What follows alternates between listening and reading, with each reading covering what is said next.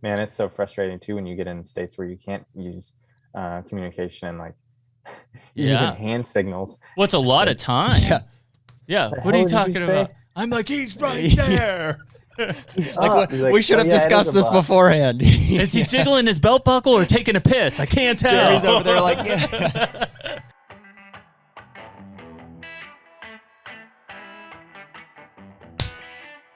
And we're back.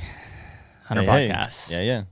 We haven't I haven't podcastulated in a while. Oh, I don't like that word. Yeah. Well, dude, today is August 26th, and I think by the time this drops, it'll be next Tuesday. Yep, the And 31st. We will be arriving in South Dakota. We'll be in the Dakotas. We should be scouting in the Dakotas when this drops. I'll be in full mustache, full monster buck, full mullet mode at that point. That's what Emily was like, you're getting a little scruffy. I was like, yeah, I think I'm going mustache. She's like, You're going mustache as well? yeah, my only mustache. Heck yeah, dude. I'm shaving mine today. I was going to say, you had something on your lip. Yeah, a little bit. My wife's been like jacking me up a little bit. She said it looks better than it did last year. So I'll take it. A little just for men in there. I don't really want it better, though. It's kind of like the worse it is, the better it is. Yeah. I don't want to like scare off our landowner contacts. For comedy's sake. They're going to have like handlebars and stuff. We're going to come in. They're going to be like, you got something on your lip, son. That was my only concern with the mustache this year is like we do have some sales pitches to make, and I don't want to be like looking like a rapist on somebody's doorstep. Looking like, yeah, we got to look like Ron Burgundy when we come up. Yeah. Yeah. So yeah, we should be in South Dakota as this hits, which is really cool because we've got a guest today that is very familiar with the Dakotas. Big bow hunter and Shawn Luchtel from Heartland Bow Hunter. And you know, I'm sure most people listening have seen stuff from Heartland. In fact, we borrowed/stole something from Heartland recently in Colton Bachman. I wouldn't say stole or borrow. We recruited. Yeah, so that's good. So Colton, we drafted. Colton's the newest member of our team, is field producing for us this year. And for anyone listening, they're like, well, I thought you already have a Colton. Yeah. We do. The Coltons. We're still trying to figure out how to... I think we're just going to yell Colton and somebody shows up. They're going to start a new law firm of Bach and Straussman. Or Strauss and Bachman. Straussman Bach. Bachman Strauss. But yeah, Shawn was actually the way that we got connected with Colton Bachman. And out of Eastern Colorado. Yeah, it didn't take long. Had a couple phone calls, moved all the way out here, and we're going to turn around and go back next week.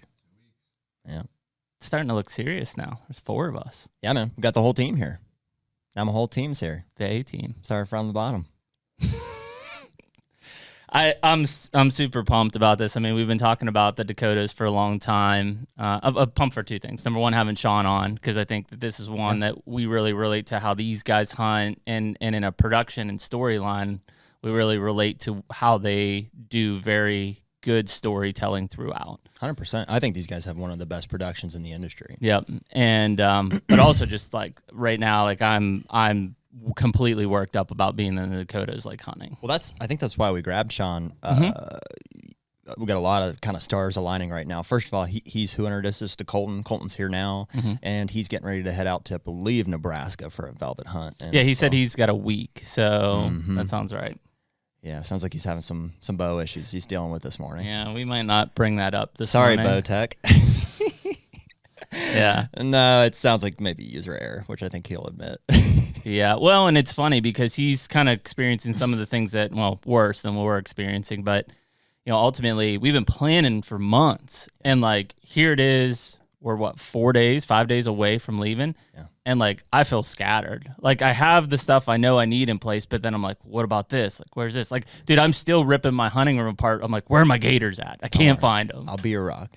I got it tied down, dude. I've been prepping. I know. We'll be good. These guys are tired of me running through the list over and over and over. I'm like, you got this, you got this, you got this. I feel like we've got less gear than we had last year. We overdid it last year. We did. We had way too much gear. Well, we didn't know, I think, exactly what we were going to need, and now we do. Yeah, and, you know, by the way, we're not going to need 120 Ziplocs is how many you bought. Bringing home the meat. I packed 30. I packed a box of 30. Bringing home the meat. And I brought home, I do like those, I like the things for the hide that you bought. Oh yeah. Yeah, those are nice. Those They're are be real nice. dry bags. Yep, and then throw those in a garbage bag. Very nice. I don't know. Maybe the big red moo cow ends up us getting a cow out there. Then you're going to need a lot of Ziplocs. Yeah. Yeah, maybe. That is my fear with the lease, is I bet there's a lot of cows on it. I saw some in the picture. I don't know. I mean, it's hard to fathom what 1,100 acres out there looks like, because it isn't big in kind of retrospect or comparison to everything else around it. But 1,100 acres is still a big chunk of ground. Mm-hmm. You know? Yeah, I'm sure it won't. I bet it won't look that big just from just looking at it. But I'm sure there's a lot of like little nooks and crannies that deer can hide in and stuff. There's definitely water on it, which even though they're getting some rain now, I bet has helped pull deer in over the last few weeks. Well, let's save some of this. We're going to do a podcast later today about we're just going to run through our checklist, talk about our loose plans for what the Dakotas are going to look like, and yeah, just kind of a little hype session. Yeah, I mean, I think that ultimately it's there's a lot of things happening. Like really, we get there the 31st, but that weekend after, Kentucky opens up for velvet season. Yeah. In fact, I think this weekend is Tennessee's velvet season. Maybe is it? I think there's like a 2 or 3 day season starting maybe tomorrow. Really? For Tennessee velvet bucks. Wow. Yeah. So speaking of Tennessee, Corey got his bow in the mail yesterday. Did he? He was all jacked up. Good. And we got Hoyt's here too. I sent Weston his Venom yesterday. Did you? Awesome. Yep. Who's that other one for? I don't know. Possibly you. I thought you got it for somebody. We got it for Corey. And he doesn't need one. We got 2 of them. Oh, Corey and Weston. That's right. It's up for grabs. It means you sent Weston the wrong one. Because that's a 70-pound sitting out there, isn't it? I think they were both 70. We got a 65 for Corey, I'm pretty sure. I think they both ended up. Right. Weston's probably a little better off with 65 pounds. Yeah, I don't want him to strain. I don't want him to strain. He's still coming off paternity leave. I don't want him to strain his arms. Yeah, right. He's precious. He's like, this is pink. Yeah. So no, we've got another Hoyt Venom out there, which would be cool. We may use it for some setup stuff here with Dead Ringer and pictures and stuff. Sweet as well. So well, cool. Let's. I'm ready. Let's get Shawn on here. Okay, sounds good. Welcome back, sir. Hey. What's going on, man? Glad to have you on. Yeah, happy to be here. It's funny watching you guys with no audience. Are you speculating about what we're talking about? A little bit. Are they talking about me there? It's mostly nothing. Just nonsensical. Really, what we were getting into is we end up rabbit holing pretty quickly, but we're just talking about how jacked up we are. That like it's crazy that the season is here next week. It seems like all that preparation and everything that you've been thinking about and anxiety, anticipation, and like it's finally here, and then it's just time to run and go. Yeah, it really is, man. It's wild. Like I feel like every year is kind of the same with that aspect where you're all pumped up, ready to go, and then once it gets here, like it's just a nonstop. And I mean, you go with the flow. There's some high points and definitely some rough patches in between, but yeah, you had a rough patch the last 24 hours. I have. Yeah, I was I've been shooting my bow like almost every single night, probably 20 to 30 arrows the last few weeks, and just trying to dial everything in, make sure everything's in tune. And then had a little mishap last night. I was shooting high for whatever reason, like 50, 60. And so I'm back there like trying to figure it out. And my trigger fell off of my release. So the screw came out, the trigger fell off in the grass. And like, right when, like you're starting to have an issue and you're trying to figure it out, something like that happens. And it was almost dark. I'm like, great, this is awesome, and I don't have another trigger. So I'm like, I got to dig up another release somewhere. And so usually I have a backup release, and my other backup release, the trigger had fallen off of. So I dig up this thumb release last night, and I'm like, all right, I'll just pick up where I left off in the morning. Well, I got up this morning and, did my thing, went outside and started shooting, and I'm shooting low and left. And like, what is going on? And I shoot again, and my rest doesn't drop, and the arrow is just like, it doesn't blow up. It's just the fletching width, and the arrow goes flying off the side. Yeah, it did. And like, oh, cool, the rest didn't drop. What is going on? And so I looked down at the bow, and I noticed the bolt on my rest is extremely loose, and like it's just floating up and down. I'm like, What are the odds of like both Ooh. those things going wrong within a couple arrows of each other? I don't know. I actually think that maybe it was coming loose, and that's why my arrows were flying low and left. Yeah. And I couldn't figure it out. And when I set the bow down after to go pull my arrows, I think that's what kind of just barely knocked it even more loose, and that's when it started floating. And so then I hurried up and went downstairs and getting ready to screw it back tight where I think it's supposed to go, and I was going to start paper tuning it again to make sure everything was good. And I look at my phone and I'm like, oh, sweet. These guys are sitting here waiting on this podcast for like the last 15, 20 minutes for me to be on it. I was thinking 9 a.m. Eastern, not 8 a.m. Or I was thinking 9 a.m. Central. Yeah. No So worries, dude. Not at all. We just gave us time to catch up. Yeah, and lots of sympathy to the bow side. I mean, if it's any consolation, I feel like anytime I have things happen like right before the season, then usually I have a good start to the season because it's like, all right, like I can calm myself down. Let me get this right. If you can see through it, usually it's when things are going wrong that like you're gonna have an opportunity. I've found. And better now than in the field, a week from now. Yeah, 100%. Absolutely, for sure. I mean, I'm sure there's plenty of people out there too that are like, oh, well, here, I'll just make sure everything's dialed and ready to go a few days before and whatnot. And I still have 6 days left. So I feel like I'm at least ahead of the curve somewhat to like make sure I can adjust everything and it's get back dialed back in and everything. But well, I'll keep my fingers crossed. And what a crazy time, man. Like, think about just from, it doesn't matter what bow company or even accessory company we're talking about. Like, think about how hard it is for guys to get new bows right now or to get quivers and anything. Yeah, anything. It's like there's plenty of people. I was looking at, I've got an old bow that I'm probably going to put on eBay or something to sell. And like, there's bows like hitting that market and being bought like within an hour because they can't find them anywhere. Was it the same with Bowtech? You guys are still shooting Bowtech, right? Yep. Yeah, I know guys that were putting in orders for Hoyts this year in January that didn't get them till like August. Mm-hmm. Yeah, it's wild. Yeah, I knew Bowtech. I know Bowtech's way behind as well. I think it's everybody. They actually ran out of some stuff. So like I mean, it's not a beef because it's working great for me. I was fortunate enough to be able to seek one out, but like the RX5s, which is the carbon model of the Hoyt, they came out with a new quiver this year that like is the only quiver that'll work for the riser. That works with that riser that will fit it. And whoever was making it for them or that they were working with to make them ran out of materials or they got poured onto, I don't know, medical devices or something. And there are no more of those. No more. So they're not making anymore. So if you didn't get one or you can't find one, like you're not shooting that RX5 with a quiver this year. Oh my God. Like, what world do we live in here? You're going to be Robin Hooding it or something. It's crazy. Like, we ordered. Dude, arrows are the same way. I ordered arrows for Corey probably 2 months ago. Those were Victory Rip. Are you guys shooting Victories, Shawn? Yeah, we are. Yep. Yeah, which we are too. Love Victory. But yeah, we can't. Fortunately, I bought like 4 dozen last year or whatever, so I've got a ton. Me too. But like, yeah, I mean, if you needed arrows this year, they're tough to come by, even from dealers. Exactly. Well, and that's why I didn't even bother to go straight to Victory to ask for them because I know they're going to give priority to dealers, and rightfully so. I mean, it's been 2 months for the dealer. They're waiting for either Kinsey's or whoever the distributor, Lancaster, to send them out probably. That's wild, man. What a crazy world. I mean, and you look at tree stand prices because of what steel and shipping and stuff has done. Like, tree stands are like doubling in price. Yeah. It's just crazy.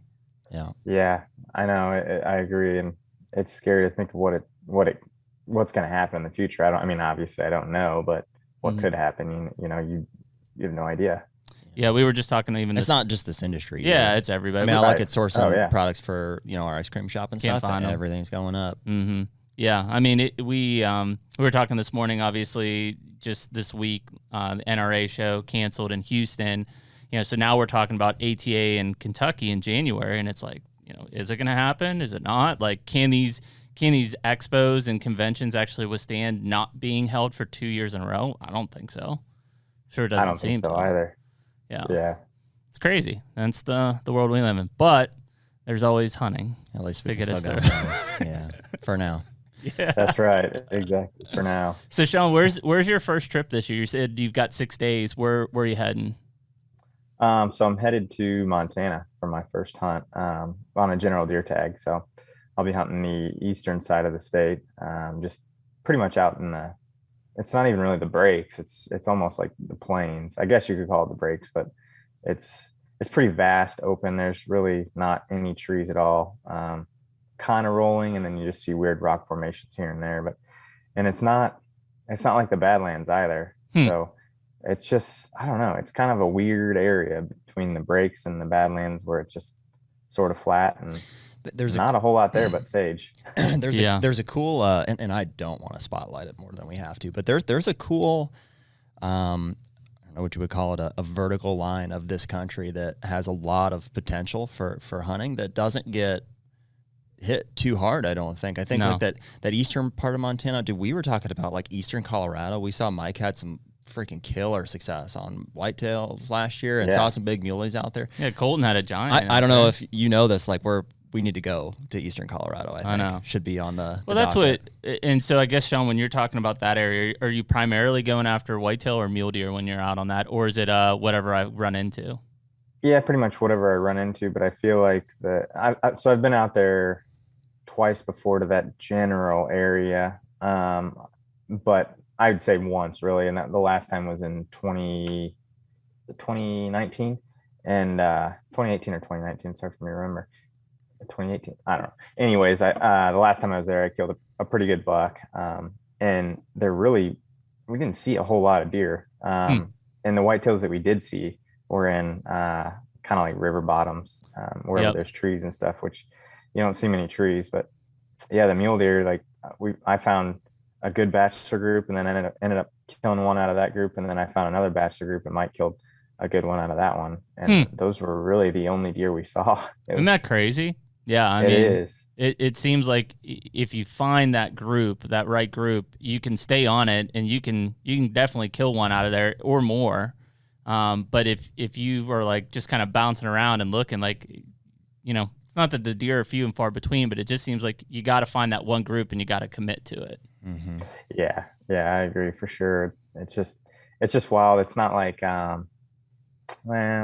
trying to think of another place that I've hunted a lot in western Nebraska, and it's somewhat similar to that in places, but it just seems like there's even less deer numbers. And then they have a rifle season coming in at some point, maybe in October or whatever. And I'm like, man, I don't know how any of these deer survive out here, because they stand up. Yeah. If they stand up, they're dead with a rifle. Well, that's kind of the weird, like we were talking to guys. So we leave on Monday to head out to South Dakota and then move to North Dakota. And the goal is mule deer in both places, but you know, we could shoot a whitetail if we wanted to. We saw some monster whitetails in North Dakota last year. Like you said, though, tied pretty much to the river bottoms, coming out from trees, private ground. And extremely hard to hunt. I mean, you know, for anyone that's listening, you know, it's not that mule deer are easy to hunt, but the spot and stock aspect of mule deer is one thing. You try to spot and stalk a whitetail in these areas, like when that deer runs, he doesn't stop for 2 miles. Yeah, that's right. He's gone. Yeah, it's not like a mule deer where sometimes a mule deer will stand up or pop up and, you know, might bound a little ways and stop. Yeah, the whitetail, like you said, like they gone. Just go. Yeah. But we did see some giants. I mean, we saw one that was probably easily over 170 in one of the river bottoms. Just ridiculous. Looked like a farm deer. Yeah, and But it is interesting. You talk about that cover. We do see those deer sticking to those tree lines, those alfalfa river bottom type cover places, which are particularly or normally private. But you know, as you start to look at that country, you know, when we were out there this past year in North Dakota, it was mine and Jared's first time mule deer hunting, first time out in that country. You know, our minds as whitetail guys instantly were like, oh, let's go check out this ag that's right off of it, you know, and we saw a ton of deer, but like no muley bucks. Yeah, we were looking for. Well, we were all messed up. I went into it with like a high country Colorado mindset, because I mean, that's what's on YouTube is videos of guys hunting these big basins and stuff. And so I'm like, got my tripod ready and like my butt pad. We're gonna sit for hours and hours, and it wasn't that at all. You know, we were looking for high points overlooking stuff, and so we got in the truck and figured out we could drive most of this, and we're like, hey, lots of whitetail, lots of pronghorn, couple muleys here and there, and we just weren't getting into them the way that we thought that we would.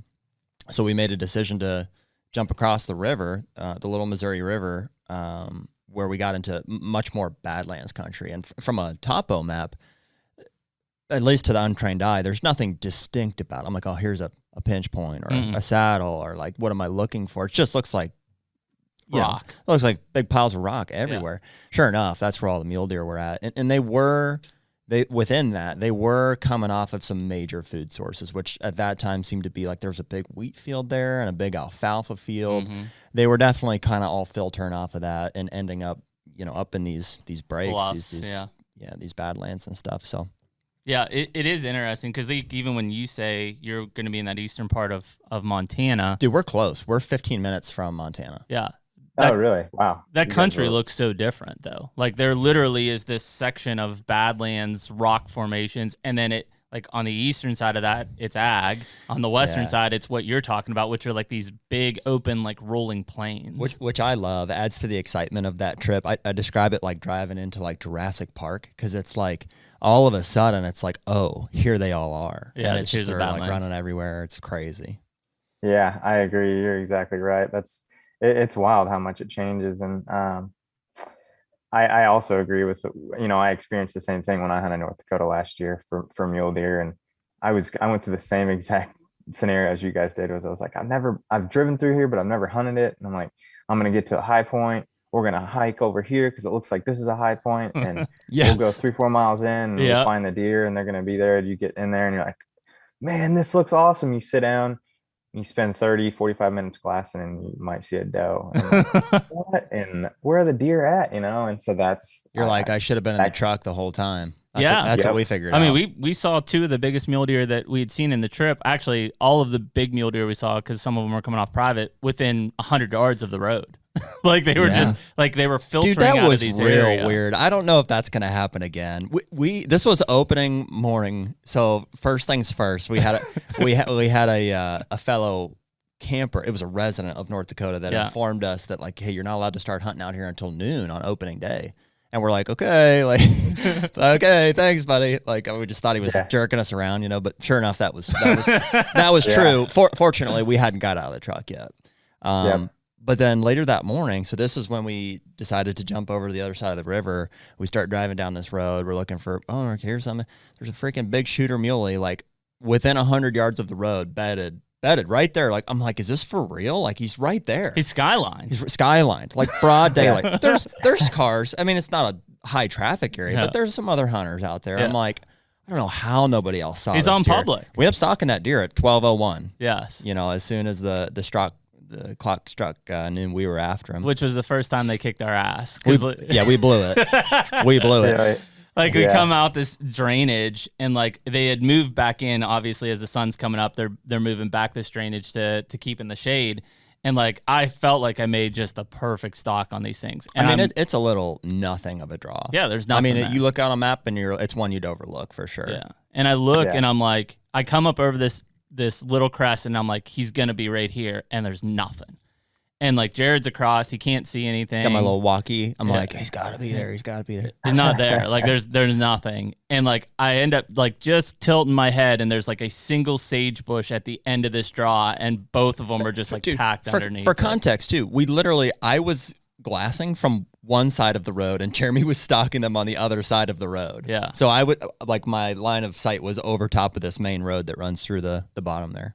But yeah, it's super strange, because that's where, going back to like the high country, think about like, man, I'm going to hike deep into these places. I'm going to get into these draws, and I'm going to get away from everyone. No. Yeah, we were close to the road for sure. Yep. And you're exactly right. These damn deer also know the boundaries between public and private, for sure. 100% they do. There's no way they don't. We were within probably 150 yards probably, and they're just looking at us. We're bedded on like an open hillside. There's what, $10 together? Yeah. Just bedded on an open hillside, and they're just looking at us like, yeah, we're not going down there. Yeah. They're like, see that? Yeah. Public. We don't cross that fence. Yeah, you don't come down here. That is how it goes. It's wild how they know that stuff and have figured it out. I remember I found a piece up there.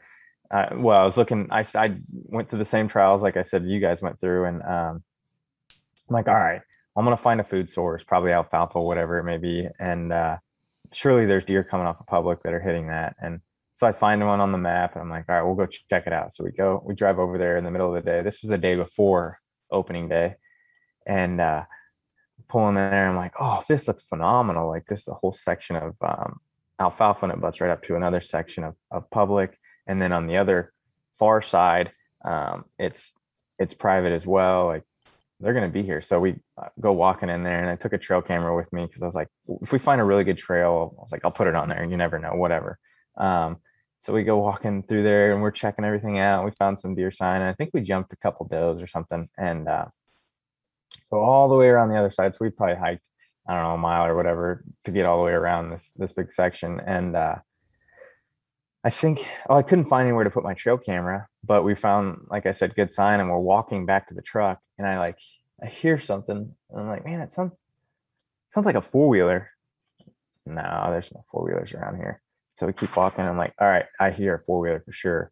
And sure enough, like there's a guy like riding that far fence line on his private, and then he just shoots across and like comes all the way across this public meadow or whatever you want to call it, pasture, and just drives up. He's like, hey, what's going on?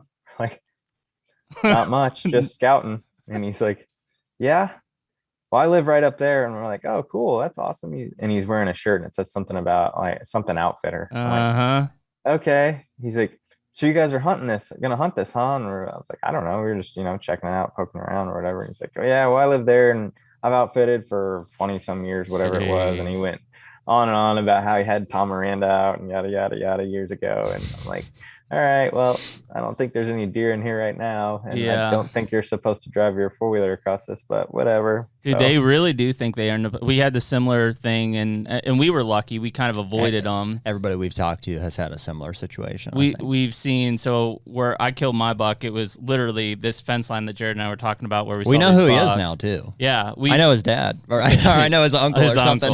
Yeah. I've been making phone calls. I've got friends in town now. And listen, it's not by coincidence, right? We're going to walk this fence line that is public on the side we're walking, and it's private on the other side, and the deer are on the private, and we're hoping they're either have crossed the fence, and that's how mine was. It had already crossed the fence, and it was laying under this cut bank when I shot it. Mm-hmm. But and we worked that area several times, and then we kind of got off of it, and we were off of it, and it was like the next day, I think it was the day you killed yours. Yeah. There was another guy, public hunter, parked in the same spot we did and walked up the fence line.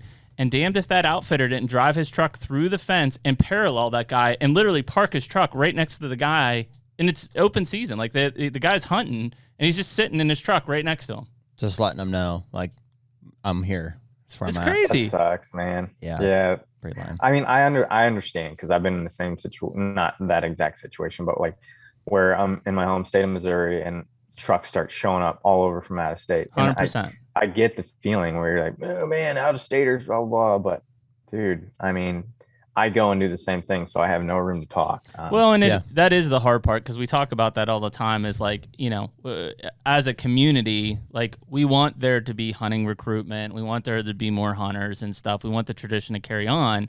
In the same breath, like if I've got a lease here or my own property, I don't want to see anybody near it. Yeah, and I think residents or non-residents is almost irrelevant. It's just, hunters are hunters, and pressure is there is that not good, there is no matter how that you conception or that misconception around the non-resident side. Like, because I know there definitely is. When we go to Kansas and hunt, like our license plate stands out, it says Pennsylvania on it. I People will tell are you like, what, man, the Minnesota boys get after it. I think that that's the one I see in most places. It's like, oh, Minnesota. Maybe Michigan is shortly behind it. Yeah, those guys go though. Yeah. I feel like in North Dakota I saw a handful in Minnesota, and then when I hunted Iowa this year, I feel like I saw plenty in Minnesota. We saw some in North Dakota, and then Kansas. There's like our clan of Pennsylvania people, right? And then there's a bit. I mean, I'm talking 15 Where even guys is deep. Minnesota? Is that even a real state? Isn't that where Mighty Ducks was filmed? Like, that's Anaheim. Yeah. Yes, they're still same thing. Yeah, it is wild though. I mean, and there are some bad apples out there, right? These guys that are coming, they don't know anything, they're stomping around. But I mean, if you're on public, that's what gets me from the outfitter side. Like, again, if I'm hunting a huge chunk of public land and you're going to be like, yeah, I outfit that. And it's like, cool, man, I'm on public. Like, yeah, I do think, I'm sure it happens, but I don't think like grown men running legit operations are the ones causing problems as outfitters. From what I've found out is it's like the landowner will be like, oh yeah, that's my nephew. He takes some guys out. He runs a small little outfit. Those are the guys kind of causing issues. Yeah. Oh yeah, and serious guys that have like a true thing going on. Yeah, I completely agree. I don't think that the ones that are going to go run off frankly, hunter. Yeah, I don't think that I think they realize it's not really hurting anything. But they're just wasting their time. Picking fights basically when they should be scouting. Yeah, they've got more things to do. I mean, these guys who are outfitting 40 to 50 hunters a year are not worried about, a couple guys on public land on a far northwest border. Yeah, right. But the guy who has one or two, the guy that we see, and sounds like the one that Shawn ran into, for sure. Like, and they truly believe that them coming and approaching us, because that guy he pulled up right next to us on this lookout point. He's like, yeah, I outfit this and I own up here. I'm like, cool, man. Like, well, I don't care. What's interesting is they're not hunting it the same way that we are. I don't think they're doing much spotting and stalking. Those guys had a redneck blind on a bait pile, which I'm pretty sure you can bait in private land. I didn't know that. In North Dakota. Yeah, I had no idea. So he had a sweet little fence gap, and they all just filter up out of this Badlands country, and we'd see them just dropping hunters off at the blind day and night. And and that was it. Yeah, you guys make a great point. They shouldn't be worried about some public land hunter when they've got that whole setup over there, and yeah, they can bait, and I mean, obviously that draws the deer right in. So yeah. I think, can non-residents hunt on? Can we bait on private land? I would assume so. Yep. I don't necessarily plan on it, but it's interesting. I think one thing that Shawn mentioned that would be cool is I would be interested in putting up a couple cell cams. Sure. Like that would be cool. Sure. Yeah, and I put out a couple different cams while I was there on public. I put some on water. I never got any good bucks, but I did get deer hitting the water and stuff. So it was just cool to see. I don't really expect anything too promising out of it, like a giant deer showing up or anything, especially when we're only there for a few days. Yeah. But just to see something where you're not at is, I feel like very fun. Cool. Yeah, that's what I would be. Our favorite part of hunting. Yeah, just to know that like there actually is something moving around in this area or like not. the tweaker we picked up in Indiana yesterday. I'm gonna grab my kid. Okay, yeah, go for it.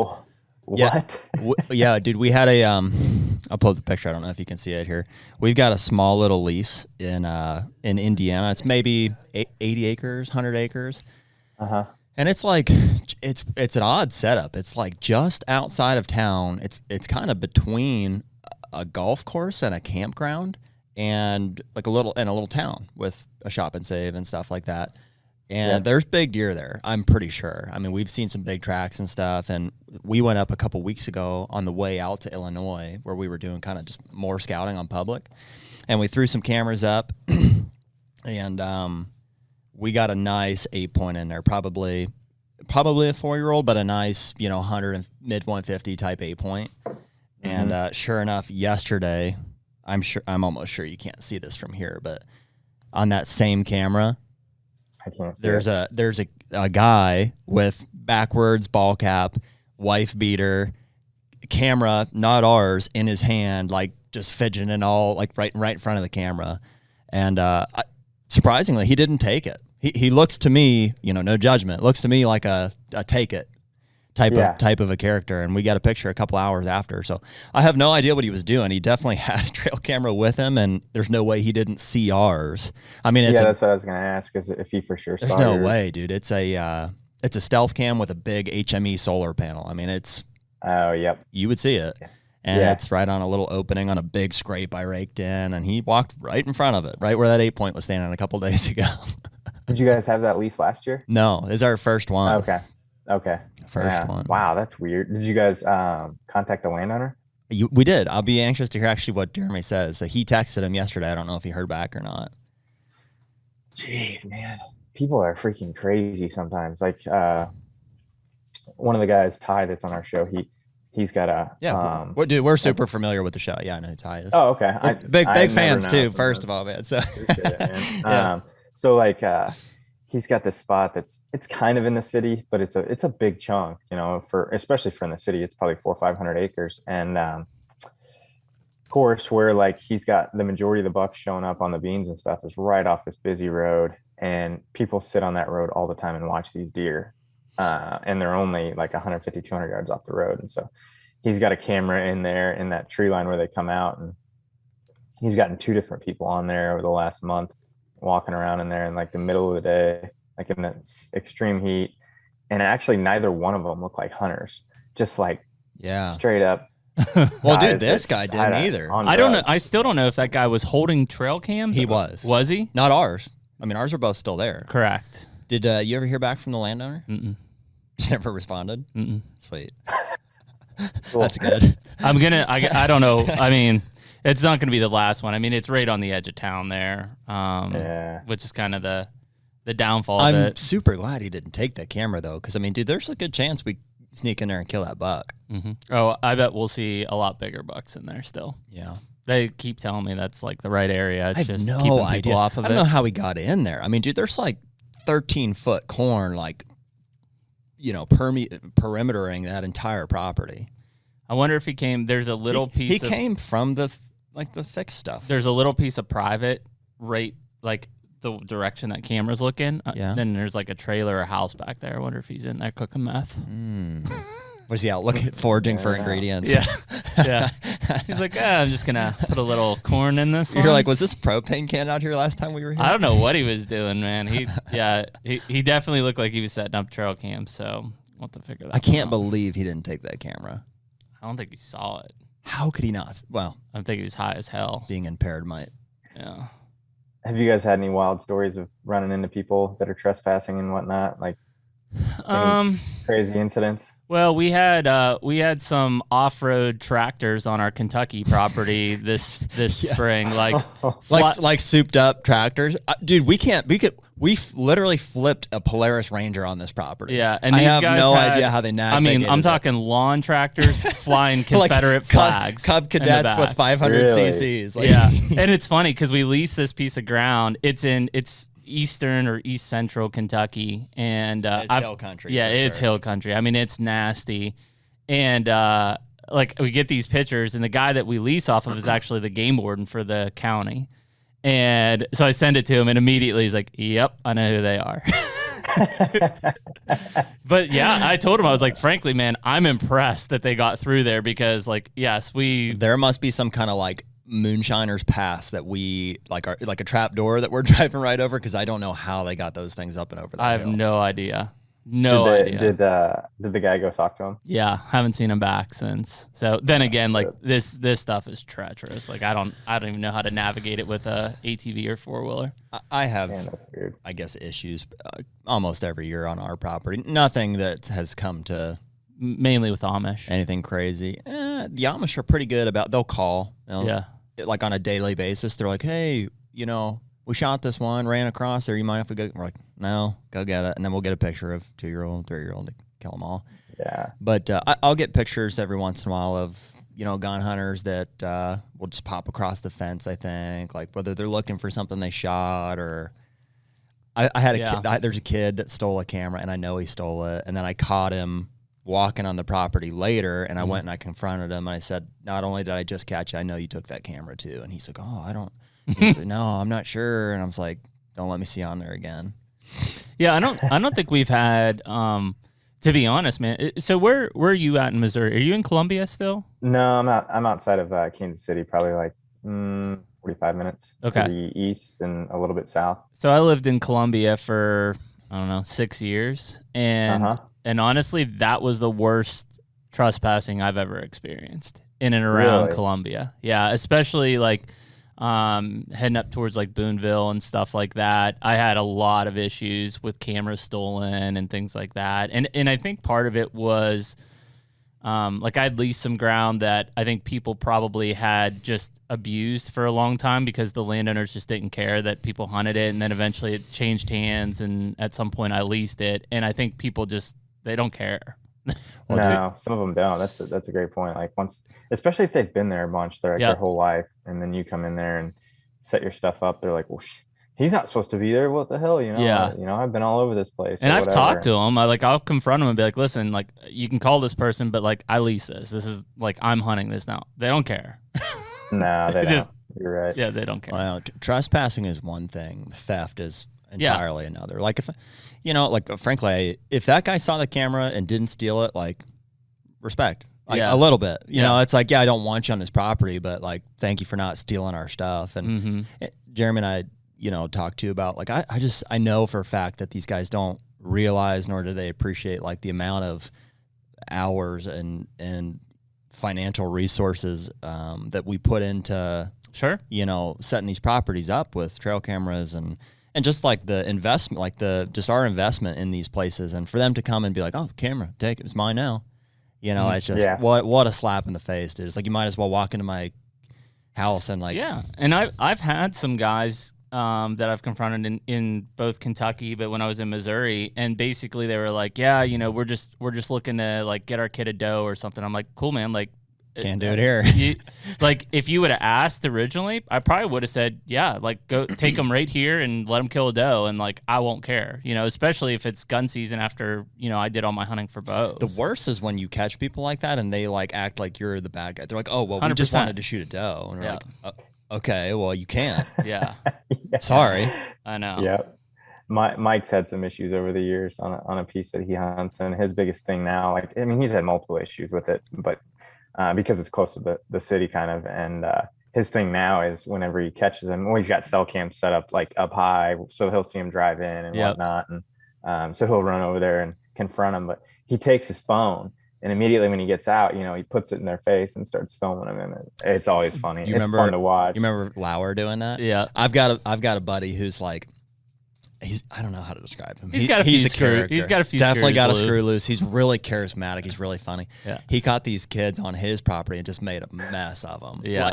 Like, they were like wearing some colonial outfits, or I don't know what they were doing, but he just pulled that phone right out and he's like, "What are we doing out here?" He's like, "You're on Lauer's channel, so and so." Well, dude, and you got to make an example of these guys, because he posted it too. I was like, dude, I don't know if I would have. They'll just keep doing it. They don't like. You have to make an example out of these people, or like, you know, whether it's. I don't think mine has been.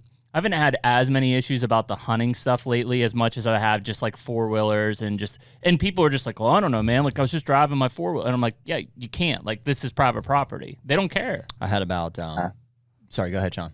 Oh, I was just gonna say I had a very similar incident last week. My dad has like 40 acres, not too far from where we live, and well, he lives right down the road, but this is probably 10 minutes down the road, and I hadn't really messed with it too much because my brother-in-law hunts it, but I put some cell cams out there the other day, and so last week I went and put out another one, and the drive into there is probably like, I don't know, a quarter-mile long drive, just a little private road to the farm. And then when you first pull in, there's a guy that has a house right there. Well, his driveway is an easement on our property, my dad's property, to get to his house right there. So I drive right past it. Well, I see his wife and daughter there, and I wave at them, but they're probably like, who is this? You know, like nobody goes in there. And so whatever, I go in there and I'm doing my thing. And I planted a food plot, which I've never planted there before. And so I'm messing around, and like I hear a four-wheeler. I'm like, oh, it must be him. And so here he comes on his property, and he comes driving by. I'm sure he was just checking stuff out because he didn't know who was there, which is fine. And so I wave at him, and like he sees me and waves, and then he starts coming my way. I'm like, all right, I'll talk to him. You know, I never met him, and super nice guy. And we're just, you know, chit-chatting or whatever. And I was like, yeah, I'm just out here getting some stuff ready for season. Like it's opening up soon. He's like, oh yeah, turkey season is right around the corner. Like, yeah, whatever. And he's like, oh, and I had put a cell cam right there where the field opens up from that road. And so he saw it.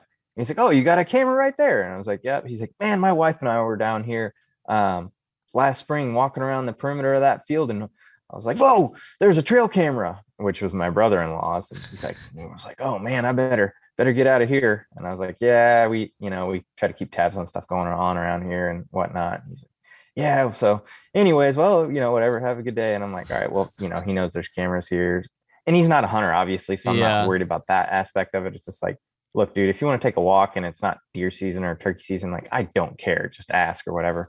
Anyways, I'm like, he you know, he took the hint, he won't come back. So like I leave, I'm at home maybe 2 hours later, and I see my cell cam go off. I'm like, man, it's not even dark yet. And I was just there. That's wild. So I look, it's his wife and daughter on their four-wheeler, and they drive right past that cell cam that I'm at, headed like right into the field. I'm like, what in the hell? Did they and just, like, they don't get it, man. No. And I was cooking. So I'm like, I can't run out there in the middle of this. And so then a couple minutes later, another one goes off, the one on my food plot, and it's them, and they're driving right through the middle of it. Like, you have got to be kidding me. And then, like 2-3 minutes later, I get him going back out of the farm, but I'm like, what the hell? So I try to look up his number online, and I call him. I never got a hold of him, but I haven't had a chance to go back out there. Well, and what do you do in those situations? That reminds me of Bob's too. I'm not mad at him. Yeah, I mean, I get it. You don't want to make hard feelings against the neighbor. I know right? that feeling. It's more just blown away at the stupidity of like, did we just not just have this conversation? Yeah. Like, know, I'm monitoring this. Do you just not care, or do you just think I'm not actually? Yeah, and he's gotten rid of the entire fence line, which is fine. Again, like there's no horses or anything like that, but he's cleared the whole fence line out. So like his property, he probably has like 15 acres. And he can see out like his whole back, which is probably like 200-300 acres to get to our property, but he can see it all back there. And almost like he's opened it all up to like his own little realm, which again, super nice, like really, really nice guy. But like I think he just doesn't get it. It's just the non-hunter aspect. Like I had a piece here near Pittsburgh that I used to hunt, and it was like, we're in the suburbs, but it started getting built up around it. And it's just this like 100-acre like oasis. And we killed, I mean, it's where I hunted growing up. I killed so many deer on this place. And like the moment they started putting these housing plans in, like I'd be in the tree stand and I'd look down the road and like somebody just come walking down along the field edge. And I'd be like, hey, and they're like, oh. And then I was like, it's hunting season. They're like, oh, we had no idea. And I'm like, well, you're trespassing. They're like, oh, is this private? I'm like, what do you think? Like, it's just here? Like, it's just green space? And they have no concept. They have no concept that like somebody owns that property and is doing it. And I'm talking like it would be on a weekly basis. Somebody would come through there and I'm like, you're trespassing. And they're like, oh, we didn't know. Like we live right there. I'm like, great. Like, you don't own this. And they just don't have any concept of private ownership in large tracts of land. They think it's like parks. Oh, I know. I agree. Yeah. Like right here where I live, I have 55 acres here behind my house. And like my dad and I were hunting back there a couple of years ago, and we're in a hay bale blind late season, and perfect weather. And we're sitting there and the deer starting to filter in, and like they kind of trot off or whatever. And we like hear something, like, what the hell is that noise? Like we're looking around and we hear this guy talking, like, there's somebody behind us. And my dad's like goes flying out of the blind and goes back there, and it's a dude walking his dog. And he came from like, I don't know, not too far, obviously, but he's like, just walking my dog. And my dad's like, yeah, on private property. Isn't that the attitude though? Like, what do you mean I can't be here? I know. And he's like, well, there's no signs. And my dad's like, are you kidding me? It's all marked. There's signs all over. He's like, yeah, but it just says no hunting. And he's like, no, it says no trespassing. Yeah, dude, that is exactly. They literally just don't think, like, they know that they can't go and hunt on it, and they have no interest. But they think if they're just walking through, or they're like, they're free to do whatever they want. You remember it was I think it was last year, early season, might have been 2 years ago. I was hunting. My folks have a place in eastern central Ohio, and we've got a growing Amish population in the area.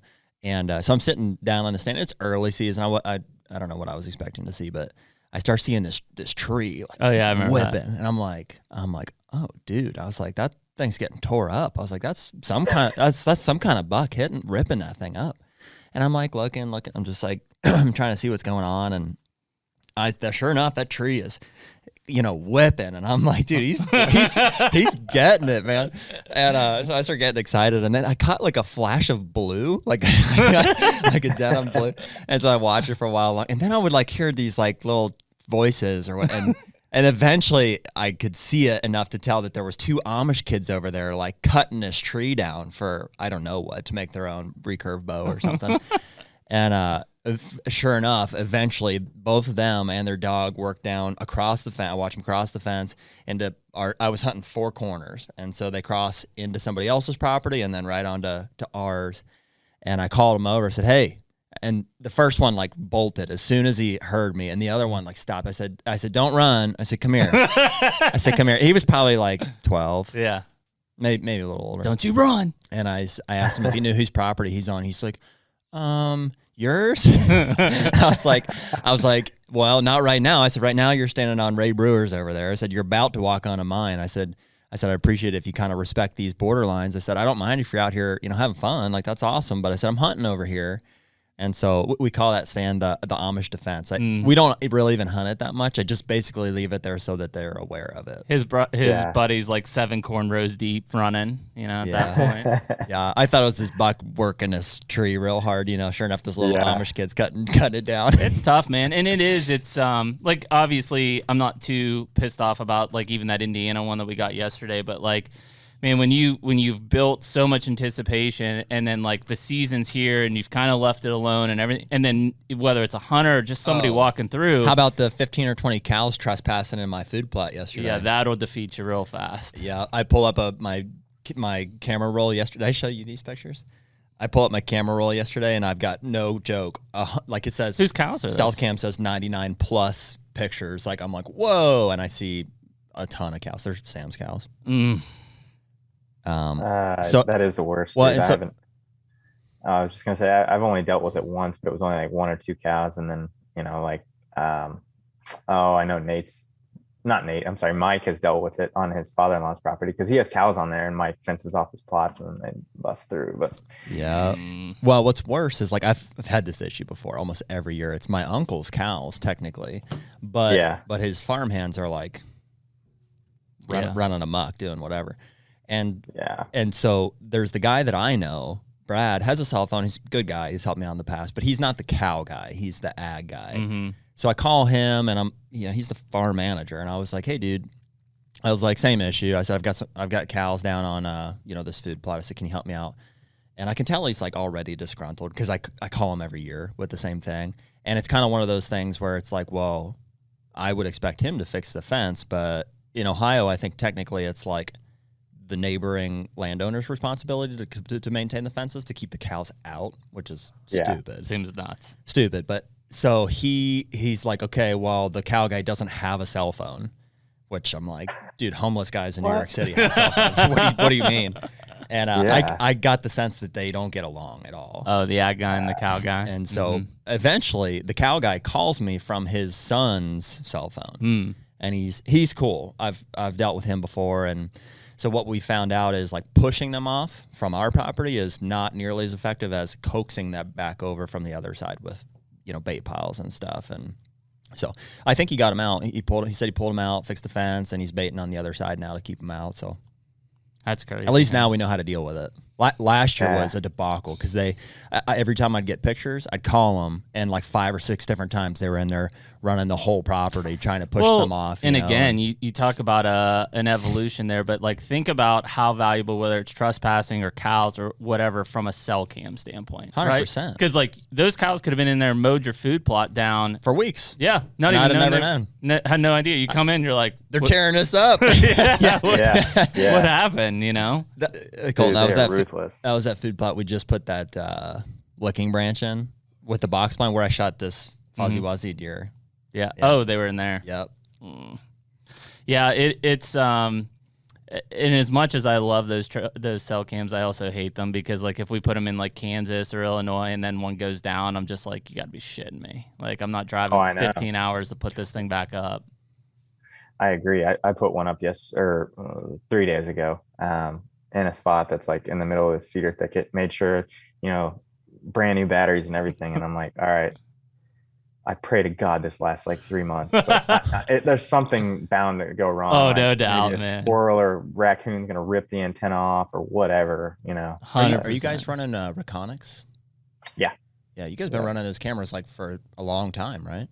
We have, yeah, man. They're freaking awesome. They're insane. And obviously they're a sponsor and we've worked with them forever, but I've tested out other cell cams, and it's unbelievable, like the technology that they have built into it. I mean, you pay for what you get, but it's just like they are so freaking fast. It's kind of in check now, though, right? Like, how much does it cost for like a cell cam setup?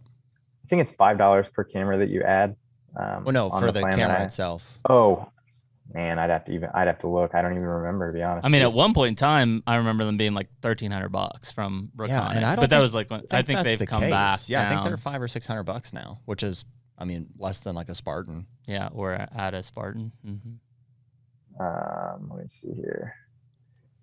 Yeah, they've definitely come down. I remember when they did first come out, I had to like really mortgage high. my house to get one. I will say, man, I don't think I've ever heard anything bad about Reconics. I mean, other than the price point, it's one of those companies, just like, Lone Wolf is probably another one where there's not ever been a complaint about the quality of the product. It's just the price. Yeah. Yeah, they're just, you pay for what you get, for sure. Mm-hmm.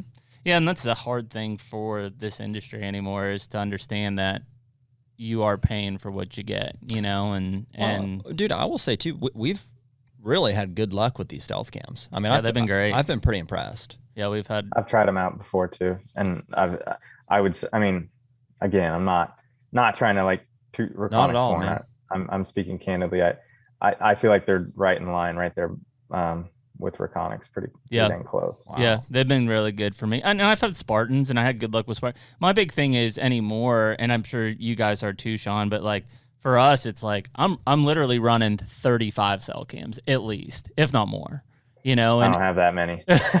and like so, and it's just because I'm covering 6 states with these things at this point. Do you wake up 2 hours before daylight? Dude, I freaking wake up in the middle of the night. Or he just gets to work late. It's like 1 o'clock in the morning, and I'm like cruising through, and my wife will be like, "What the hell are you doing?" I'm like, checking the cameras.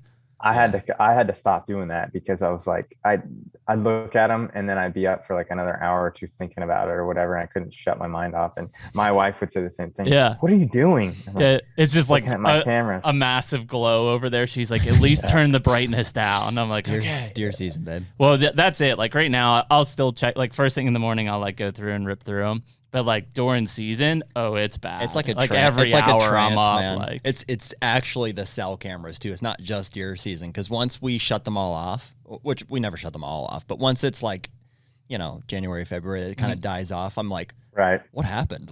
Yeah. Where am I? It's like I've been in the Matrix for 4 months. I started sleeping again. Normally, dude. Like especially that like last week of October into that first week or two in November, like I probably am up every hour, and I'm like, oh, there he is, glued to it. Yeah, I'm the same way. Yeah, it's insane. Those Reconics they're $650, but that's way down from where it used to be. It literally was like $1,200. The regular cameras were that much. What's that? Like $1,200 or whatever. They were. Mm-hmm. Yeah, the non-cell cams used to be, because I remember I was like, how could anybody ever run any of these cameras? Mm-hmm. But then more recently, like Brian runs some Reconics cameras, and he's like, they're not that bad. He's like, again though, if you think about what you put into them, and what you're like, Shawn dropping that one in that cedar thicket, like you expect that camera to work for the next 3+ months. And dude, it's an easy justification to spend that money when you realize how much gas money you're saving, how much time you're saving. That's exactly right. And you don't even have, if say it's a regular camera, I'm not going to go in there, in the next month or two. Like I literally don't even hunt in there where it's at. Yeah. I don't go in there ever, except for to shed hunt or whatever. And it's like, I don't want to ever go in there until that time period. And, at least during the season. So it's like, I would love for this to sit here and work, and it should work just fine. But you never know. Like I'm running all the Reconics as well on a solar panel. That's the way to do it, man. The battery will last at least a year long with that. But I've had deer get caught up in the wire and literally rip it out. That's crazy. How do they get caught up in the wire? The wire to the so you must hang them like Jeremy hangs them. Just wires and straps everywhere. Mine's tight and right, dude.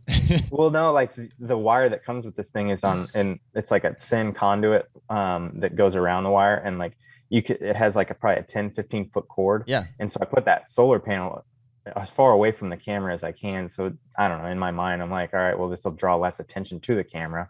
And so sometimes I've had deer walk through there and get caught up in it. See, my setups that I'm running are solar panel, that same length of cord, maybe it's like 6 or 7 foot. I just wrap it around the tree so it's tight, and then I put the camera right beneath it. The hardest part for, I think, and it is, if you're going to put a cell camera up, having a solar panel with it is that was the last piece, man, because the batteries before the solar panels, they worked great for several weeks, months, and then they would be dead. But now they'll run forever. Yeah, but you've got to place that camera or that solar panel in sunlight. Yeah, if you're in like a shaded area, like it's great. Like there's a 12 volt, but it's not going to charge. Yeah, right. It'll die out on that side. Yeah, it's and I mean, with that kind of advent of like cellular technology and stuff, like there was a time in probably the like 2010 to 14, 15 time frame, like I for sure checked cameras more than I hunted. Like I was out like checking cameras and moving cameras and doing that way more than I was in a tree stand. You know? Oh, I'm the same way, man. It's like sometimes more exciting. It is seeing what's there and just the anticipation building up just to see what's on that camera, and then you get what you want. You're like, oh man, that's awesome. I want to do this again. Yeah, no, I agree. I like the camera aspect a lot because I grew up doing running trap lines. Mm-hmm. Like even as a kid, like small kid, I was running trap, and so I always really enjoyed the like set it and then the anticipation of coming back to it. For sure. And the cell cam changes the anticipation aspect a little bit, but it's kind of the same feeling where it's like I put all this work into like raking this scrape out, getting the perfect licking branch, or it's in the perfect spot or whatever, and then to like catch them essentially or get a picture of the buck that I'm looking for is like a really cool feeling. Mm-hmm. Oh, absolutely. So do you still trap very often? I wish, man. Yeah, I wish I had more time to do it. It's just really that's all it comes down to is time. Yeah, that's one thing that I've wanted to get into more, but that's like you just said, is takes time. It's wild. And it conflicts with deer hunting too, which is, I mean, dude, there's all kind of stuff I'd love to do, but deer hunting takes priority. You know, if I could take 2 weeks out of the middle part of January and go out to Kansas and run a trap line, like that would be amazing. I'd love to do that at some point, but I just want to do it because I'm so sick and tired of coons for one and coyotes. Like nobody really messes with it anymore. Not anymore, man. So out of control. We have a lease in Ohio, and we get pictures of our land. He's old. He's like 80 something. Mm-hmm. Yeah, we get pictures of him walking around all the time. And Jeremy and I were out there putting cameras out a few weeks ago, and I finding all these like you know what, the bottoms, the styrofoam bottoms of like a burger that you'd buy at the grocery store, like a meat tray. Yeah, like a little meat tray. Yeah, I know what you're talking about. I'm finding these things everywhere, and I start picking them up because I'm like, I want to just make sure we keep this property clean and stuff. Picking them all up, I bring them back, and Bob the landowner's like, oh, he's like, I wouldn't touch those. He's like, I'm sprinkling poison on all that meat and putting it out there for the coons. This is gonna like reek of death at some point out there. Yeah. Oh my God. I saw him carrying a mineral block to front of one of our kids. You just see him in his white t-shirt and jeans with a mineral block, put it on a stump and walk away. I'm like, where'd he get that from? He's a good old boy, man. I pulled my spray. It's not far from my family farm. It's like 5 miles. I picked him up. He wanted to come, which was cool. And then I hooked up this sprayer. It's a pull behind like Femco deal. And I pulled it over there, and like obviously one of the bearings was shot. Like the wheel was locking up and stuff. And so we got it done. I had enough weight in that sprayer to do it. And then afterwards I was like, well, I guess my plan is I'm going to like take it home and, you know, try to get this thing fixed. And he's like, no, you'll leave it here and I'll fix it. I was like, oh, okay, cool. I guess I will. He was happy to do. He's like, you know how many wagons I've built and torn the axles off and greased in my lifetime? He's like, I'll do it. That's funny, man. That's it is really cool. That's important. I mean, if you start leasing ground in other states, like really trying to build some sort of relationship with those landowners, the ones that want to. There's some that just don't care, or you know, it's part of a trust or something. But you know, if the landowner lives on it or near it, like building those relationships is so critical to having, you know, just long-term success overall for that property. I agree for sure. Yeah. Well, so you got Montana coming up. What else do you got? Do you have anything else in September that you're going to be hunting? Well, I guess Missouri opens, 15th? Missouri does open the 15th, but I think we're going to give a shot out in Kansas. I've never hunted out there early that I can remember. And so we're going to try and go out there. I think that opens like the 13th, but so we hunt with a buddy named Cole Shoemaker, and he lives out in the western portion of Kansas. And he's got a deer that he's hunting, pretty good one, or he's going to be hunting. And so we may try to film him shooting that or trying to kill that deer the first few days. And then we'll start hunting right around the 15th, 16th for a few days. And then I'll come back, I'd say around like the 20th or so. And then hunt Missouri for the rest of the month. And then October, I feel like, is actually going to be one of my biggest months. I've got Nebraska, and then I'm going to go from there to South Dakota. I drew a West River tag, so I'm going to try the public thing. We'll see how it goes. Never done it there. Cool. Well, that's awesome. You drew again. I saw you guys promoting your episode from last year. I think it's only on Outdoor Channel though, right? Yeah, For right it is. now. And then we have it on, available for digital download as well. But Okay. I mean, like if you guys don't have Outdoor Channel or whatever, we have all of our stuff uploaded to Vimeo on like on a private account or Oh, whatever. dude, we don't mind If you- downloading it. You guys are running a business. We're happy to support Yeah. you. Oh, that's But, awesome. Yeah. So I guess kind of as you look at that, Kansas is one. Well, I'm bitter over Jared this year because It's not my he freaking jinxed fault, me. dude. I drew like 7 years in a row, and then he crucified me this year, and We didn't draw. we didn't this year. draw. Guaranteed next year, but Neither one of you guys drew this. Well, year? we drew. went in as a group. Oh, okay. Yeah, we went in a group. We hunt 14 and 12, so we're down in the southeast corner. Isn't that kind of where what's his face Skylar? is at? Skylar? Skylar's down there. Oh no, I'm thinking of the Or are other. you talking about Clayton or Trent? Trent is who I'm thinking of. Trent lives in Council Grove. I can't remember what unit. And he doesn't hunt too far from there. I can't remember what. Yeah, we're about an what unit. hour east of Wichita is where our properties are at. Okay, you're So- actually probably closer to maybe where Clayton lives. He lives in Pittsburgh. Yeah, we're not that's far where- from Pittsburgh. Mm-hmm. Okay, and that's where he hunts. So how far are you guys from? Is it Neosho Falls? Is that what it's called? Yeah, we're probably 45 minutes maybe from there. Okay, I think hunted down we're in there. Eureka. Eureka is kind of the biggest town Oh, yeah. there. We're right outside of know Eureka. Yep. Okay, cool. Yeah, I mean, anywhere in Kansas is a great area, but yeah. Mhm. And we're doing mostly public down there. We have a couple. This is like Mhm. our strategy. We'll pick up a lease, and then we typically end up branching out into the surrounding public. And I've hunted almost exclusively public. I did kill a buck off our lease a couple of years ago. I but killed on public last year in between our two leases. I missed a good one on public 2 years ago. I think what was crazy for us is that, and again, it kind of goes back to the whole retention recruitment side is it looked like in our unit specifically, there were about 1,000 more applications than there typically is. So usually there's about 250 to 300 people that get declined every year. There was about 1,200 that got rejected this year.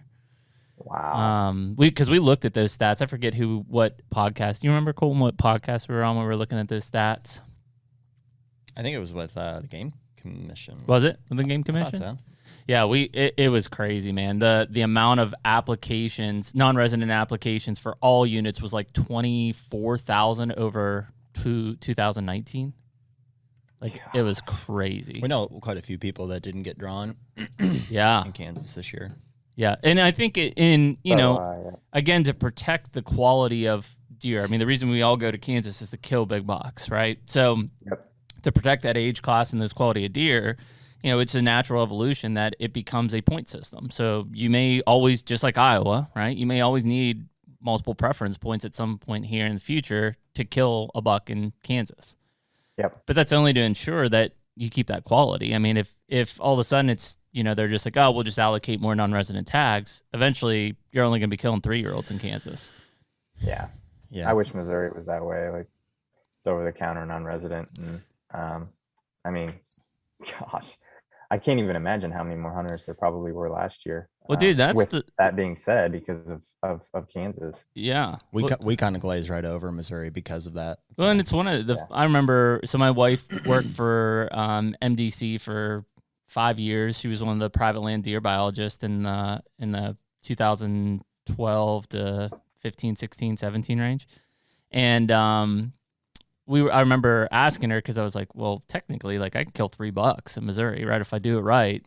And like you look at the number of people that kill even 2 bucks, and then the number of people that kill 3 bucks, like it's a fraction of a percent. It's just most people kill one, right? And then it's just down from there. But you start to think about that, and you still look at the quality of deer that Missouri's producing, and number one, having the chance at multiple bucks. Number two, the fact that rifle season opens in peak rut, and so like. Well, I've heard several guys say that if it didn't get hunted the way it does, it would be the best state. The best I think whitetail so. State.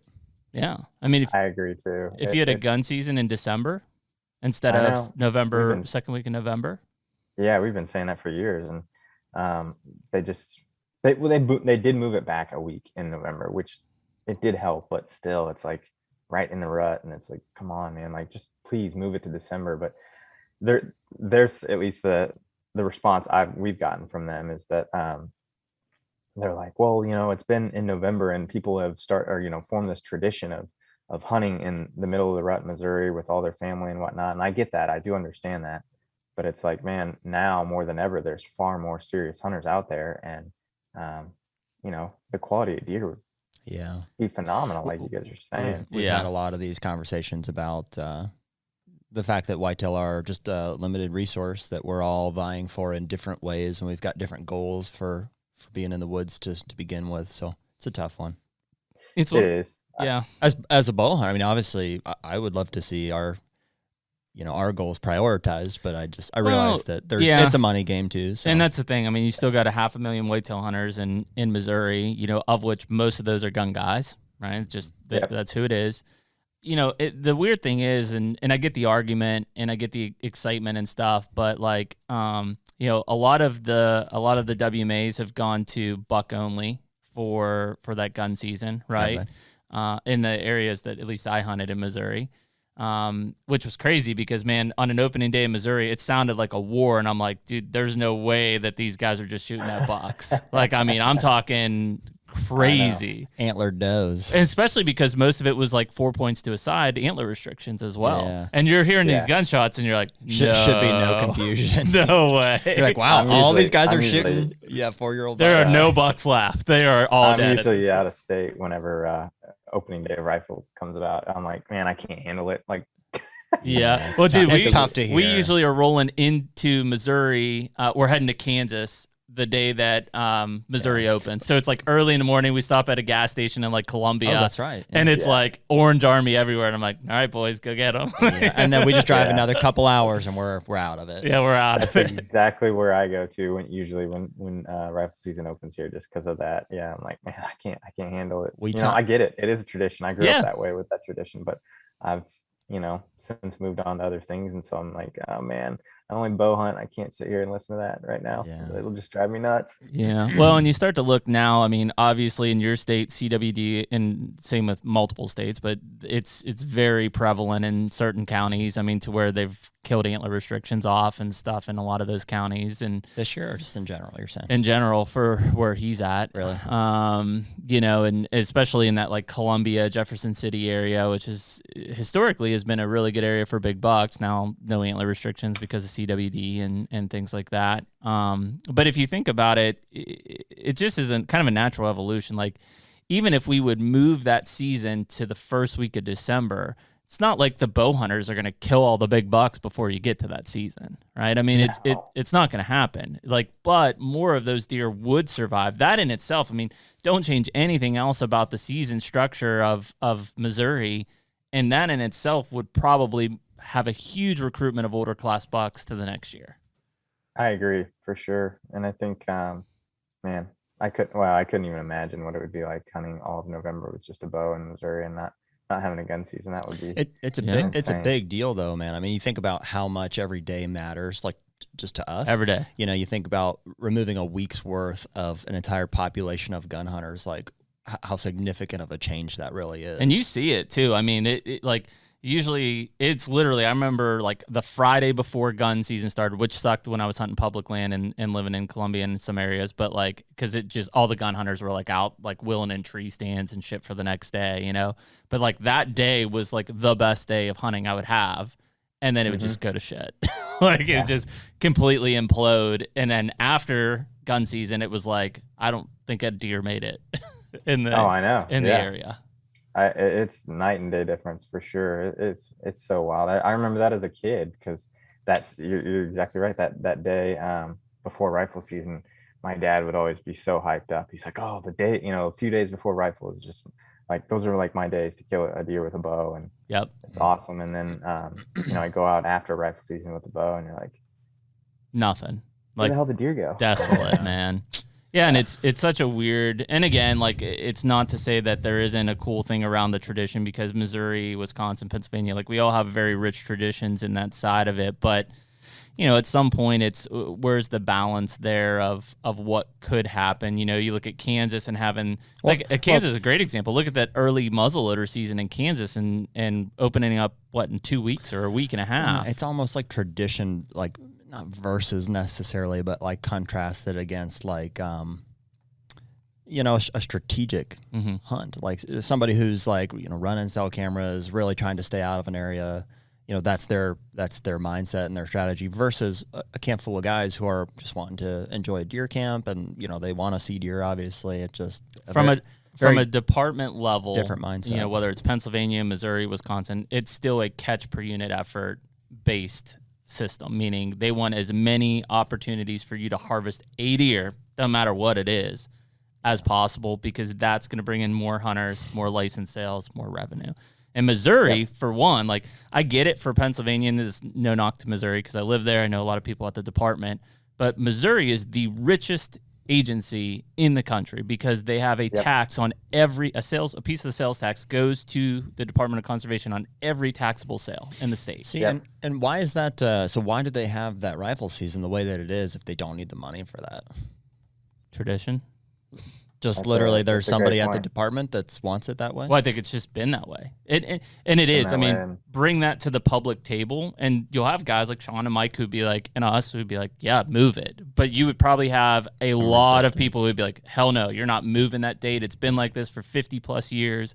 I rely on that date. My family loves that date. Yeah. They just won't change it. I guarantee you that if there was like literally like, which there won't be, but if there was a public vote on, you know, keep leaving it there or moving it, I'm sure that would be voted in to leave it where it's at based on the amount of gun guys hunters and just hunters overall. Yeah. I'm sure it would. But I had a few questions just because I know you're kind of a little pressed for time here. I want to make sure I get these out before I forget. Go for it. One question I have for you, Shawn, was like in regards to the land that you guys are hunting. Is it like primarily private, public, guided, or like how have you guys come across a lot of this ground that you're hunting? Are you talking about in Missouri or just in general all over? I think just in general. I'd say it's all over the board. I've started to hunt public more often over the last few years. In the beginning, I never hunted public. I didn't grow up hunting public ever, but I branched out and wanted to try that route over the past few years. And I've had success doing it. And it's fun. It's a challenge because, you know, we started this thing hunting private land, and then we'd also hunt with outfitters and stuff. And don't get me wrong, hunting an outfitted hunt that's guided is a blast, you know, but there's not quite as much of a challenge with that. And we want it to be relatable with what we do, just like you guys do.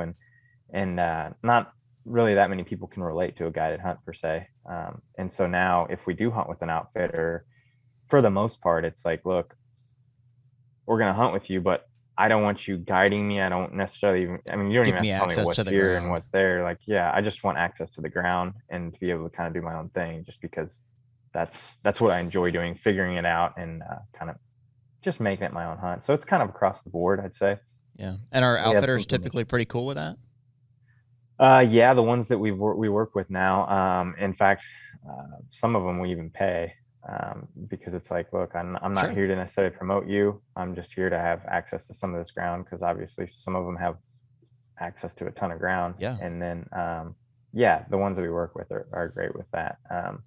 And then, you know, the public land thing's just been a blast for me to figure out, just like you guys are doing. And it adds a whole new element to it. Like, you know, not only just trying to figure something out, but you're figuring something out where other people have already been prior to you being there, most likely. And then you also throw those other people that are there into the mix that are hunting at the same time. And it adds a whole new competition to the game, I feel like. And I think there's a lot of guys that balk at, you know, hunting with an outfitter or just the idea of that. And like, I suppose maybe I was kind of in that boat before, but man, it really is. There's more nuance to it than that, because as we've gotten into, especially in this South Dakota endeavor, trying to figure out access to land. When the DNR says no public, it's like, okay, that's off the table completely. And so we're stuck with either contacting private landowners, leasing through a network, which, you know, comes with its difficulties as well, or one that I'm more and more open to is working with outfitters to get access to ground, because, you know, frankly, they're one of the first lines of defense, or these are the people that are in here vying for this ground. Like, I don't necessarily want their services, but I do want to take advantage of the work that they have the premium spot that they've done to get this access, and we'd be willing to pay for that. So yeah, I think it's a fine balance between, because I like the challenge of public, but I'm frustrated with let me watch all these deer across the line. Well, it comes down to, I can't kill a deer that's not there. Yeah. And I love the lease aspect, because then I feel like at least there's a little more control there. It's private. Here's my issue with the lease aspect. So seeing, not entirely, but a little bit behind the scenes is like, I think in some cases there's the ability, I'm not saying it happens, but for those to kind of get picked through. Oh, they 100%. We're not getting a premium grade here. And I'm also skeptical of like the way that properties get into a leasing program. Like, maybe every once in a while you've got somebody that's like, hey, I've got awesome deer here. Like, I just don't know what to do with it. I'll throw it into this thing. And that could be great. But I'm thinking probably more often, like, these guys have tried other things first. Like, they've had other guys that paid them to hunt directly, and like either it wasn't as good at hunting or whatever. And so it eventually like found its way into this program. It just doesn't seem like the first knee-jerk reaction for somebody with a great hunting property to do. I think it comes down to, we've lucked into a few places that we've leased in these systems, not many. But if anything, it's given us a foothold in the area to then find the better properties. Yeah. And I mean, that's really what we've used it for here lately. If you have contacts in an area to lease property, that's the way to go, because you could get premium land if you know people, or you're in the area, or somebody else is in the area to find that ground. If you're relying on systems, like, it'll get you access, but it just may not be top grade. And you are going to pay for it, because you've got a markup to account for at that point. Yep. I mean, everything's expensive at this point. No matter where you're leasing, it's expensive. I agree. Yeah, it is amazing, like all the doors that open just through networking on the pieces that you hunt, especially if it is a lease or something like that, or even if you have a small chunk of land that you own, just talking to neighbors and whatnot, and creating a relationship. You never know where it's going to go and all that. But leasing ground has definitely changed in the last decade. Like, for one, at least I feel like in Missouri 10, 15 years ago, they're really, I mean, some people might lease, but it wasn't across the board. Now it's like pretty much expected. And then you have these leasing networks come in and offer your landowner X amount of money, which is usually like double what you're paying. And then you have to go back to your landowner and be like, look, all right, yeah, they're offering, to pay you double what I'm paying, but you have to realize they're going to bring, like, there's only 2 of us hunting here now. They're going to bring 7 more guys in here. And it could be a new group of guys every year. Right. Yeah. And they're just going to spread them across your land, and hopefully they respect it. Maybe I don't know, whatever. The shame is when the landowners don't care. Like, and we've had I don't think he would even mind me saying this. My uncle is kind of just a non-resident landowner. Like, he's not. Yeah, he didn't care. There's cows running on his place, and he's not out there to enjoy the recreational aspects of it. And he leases that. And I've got big groups of some good, some bad hunters every year. And it's a struggle for us as neighbors, because you have people trying to figure out the boundary line every year. You have people, you never know what to expect as far as, what they'll pass. That's the hard part, man. I mean, if you could go in and purchase a piece of ground, and you're like, man, this is the spot. It is now. But if that property over here changes to a new group of hunters, or gets ate up by one of the leasing companies, or like, all of a sudden your property that you've vested in isn't as good as it used to be. Yeah. Properties change. There's no doubt. That's right. Yep. Yeah. I feel like literally the only solution to that, which get more access. Or if you, I don't even know. I mean, this is a very small percentage of people build that can do it. I was gonna build a wall. Yeah, a wall. Funny you said that. The guy that used to own my parents' farm, 15, 20 years ago, he built a high fence on that? Probably like a 200-yard area of the property, which it was falling down by the time my parents had bought it or whatever. But I was like, funny. Geez, man, this guy really hates the neighbors. Yeah. But no, funny. I was going to say, like, a small percentage of people can do this, but if you can buy enough land in one area to kind of form it like, your own block, that's really, I feel like, the only way to get away from all that. But and even then, dude, I mean, I'll just tell you, literally, we own 1,000 acres in eastern central Ohio. you would certainly think that that's enough to hold over a mature buck, at least one year to year. And I struggle to find a buck. You know, we'll get 3, 4, 5, maybe 6 to make it to 4. Mm-hmm. Most of those are pretty standard looking 8 points, you know, mid 140s. Rarely do we have deer make it over 4 years old. I think 1,000 acres. One situation that I've looked at, and it seems to be working, again, could change at any time, is the piece of ground I have in Kentucky. I've got 80 acres timber, and then on most of the sides of me is Daniel Boone National Forest, but the access to get into that national forest is very far unless you come up essentially my private driveway. Yep. And so it has formed a much bigger area to where I'm seeing multiple mature bucks cruising my property, mainly because people can't get to them through the public land. Yeah, that's nice. And and again, in theory, that shouldn't change anytime soon, right? That public land's not going anywhere. And so if you can start to look at that aspect, and frankly, Kansas is the same way, where we've got these leases and then we've got these big public chunks where, yeah, people can hunt them, but it's not easy to hunt them. And because it's not easy to hunt them because the access isn't there, it tends to be better ground. Mm-hmm. So like looking at those, and that's where like this science comes in. Like people look at ground that comes up for sale all the time, but like really I can look at a piece of ground like, yeah, I could grow big deer on that. What's around it, right? Because that's my limiting factor. I think maybe density of habitat has a part too. Like, so because we didn't draw in Kansas this year, we're going to go hunt actually just south a little bit further than Shawnee National Forest in Illinois. Yeah, south of Carbondale. Oh, nice. And it's our first time out there. That's where I mentioned earlier we passed through Indiana on the way out there. We spent 2-3 days just cruising roads and getting some cameras buried. We found some nice bucks out there. Getting destroyed by chiggers and mosquitoes. And dude, it is thick. And I'm swamp. You know, we've heard that like the gun pressure in that area is pretty extreme, but there's just no way that they're killing every deer out of that thick, nasty stuff that's down there. It's impenetrable. I think that's where the term swamp donkey originated. Yeah, I agree. Yeah, it's phenomenal. Like if you can find a place where there's a ton of cover, and I agree. Like there's just no way for them not to survive. Which is thousands of acres of ag field that pretty soon will be getting taken down. And then there's a block of 250, 300 acres of timber that is just thick. Like, and it's gnarly. It's 300,000 acres of public land down there. Yeah.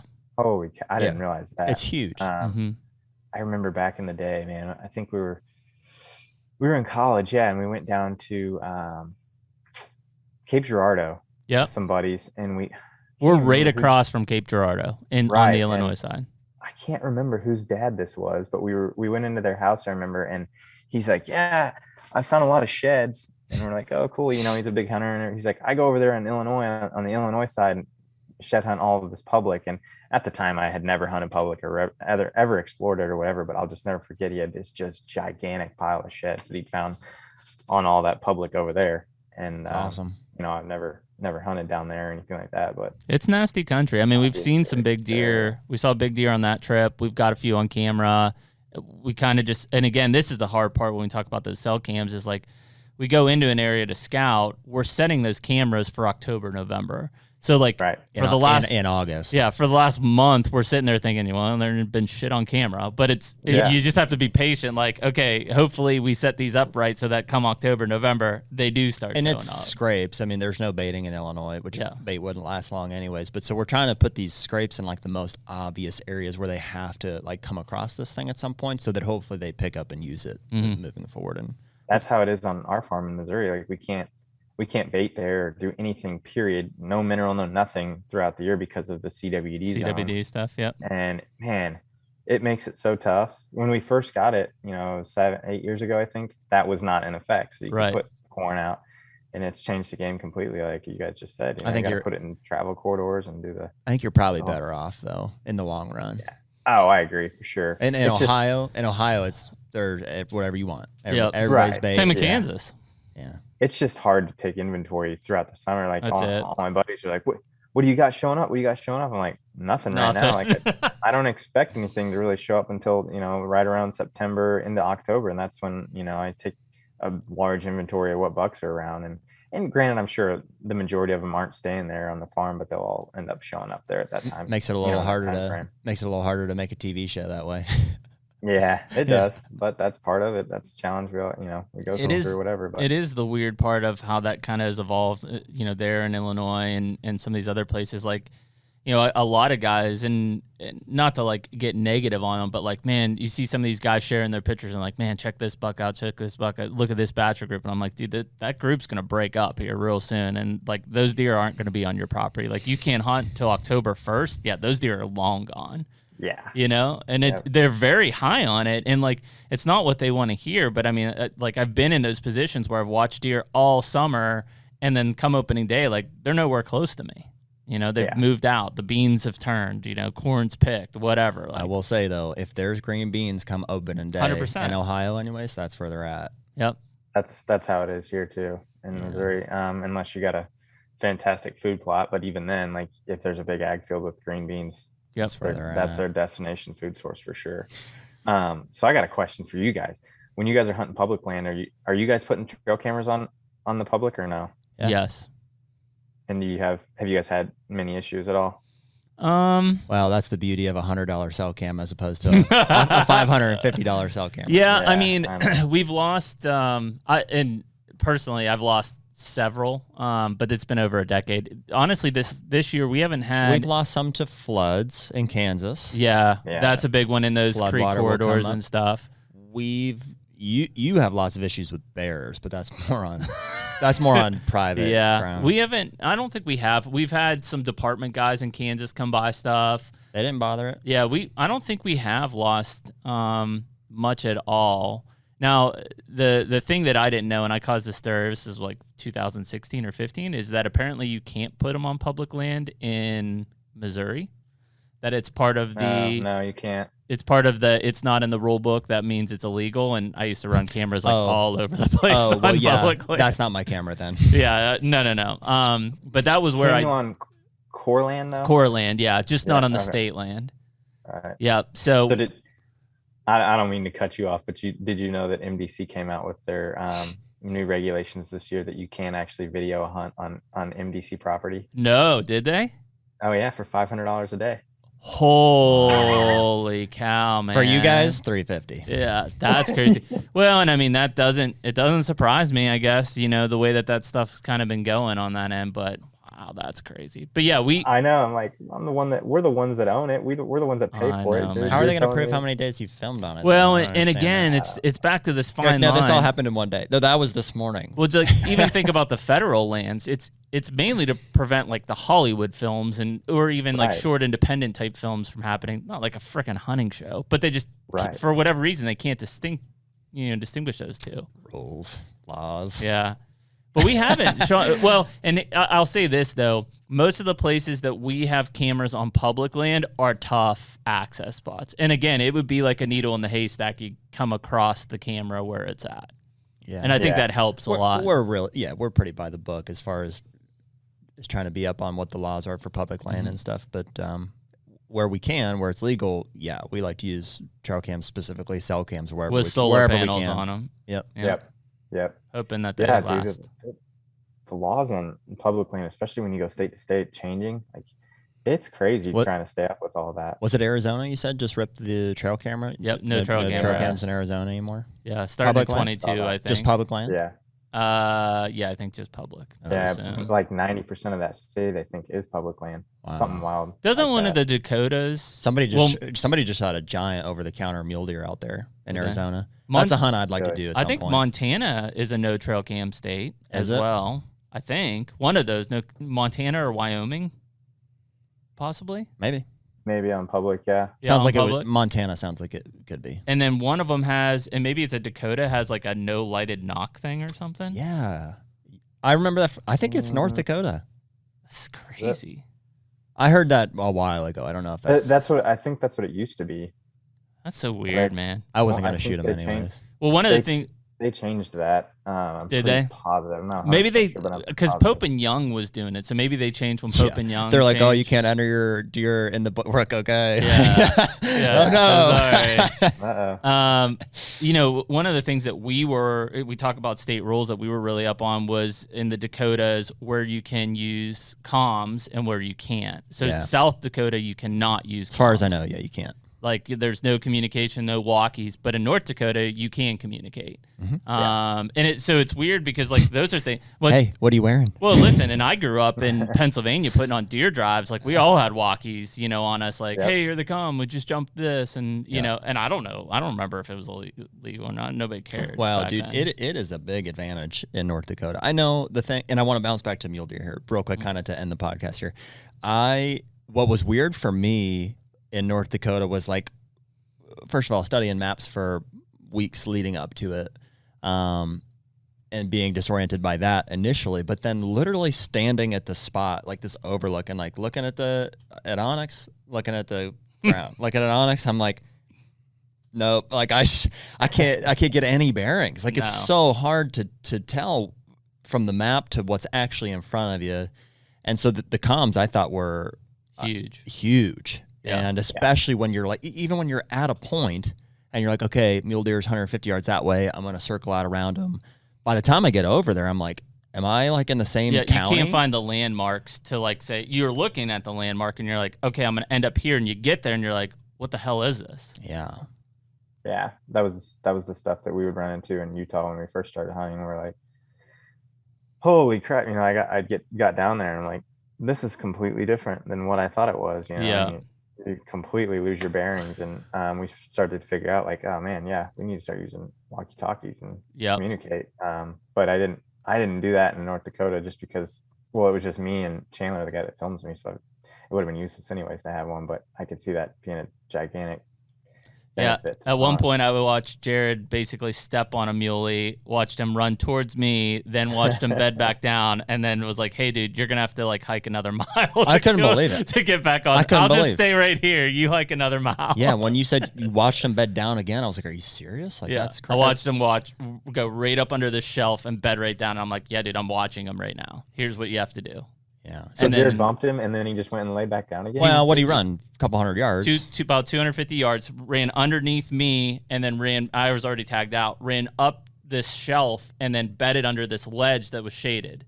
And I'm watching. The one that you ended up killing too? No. And then again, per this like he gave me the slip again. Yeah, there was a back door that basically slipped up the mountain that I couldn't see from where I was. And so as the shade was going away, he literally tucked himself back and went up over the. Well, and I put a good stock on him, and I got to where,